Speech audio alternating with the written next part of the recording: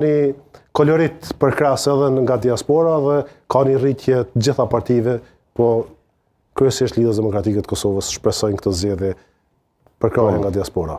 Po, përndryshe çka na pason pas pak është kjo pamje, po jo aty që bëhet debati, se aty s'do të bëhet debati, pas pak na bashkëngazitet këtu në studion kryesore Derim Gashi, kandidati për deputet, bashkë me... Së është panelist më? Nuk është më panelist. Herën e fundit që jemi konë bashkë në emision ka thonë që unë s'bona deputet. Ndoshta dhe s'bohet. Qytetarët kanë vendosur. Po mirë që ka kandidatu, mendoj se është vlerë shtume për të vendosin, se i mungojnë figura si ky. Po, vlerë shtume po thu, është mirë. Për asaj një deputet që janë...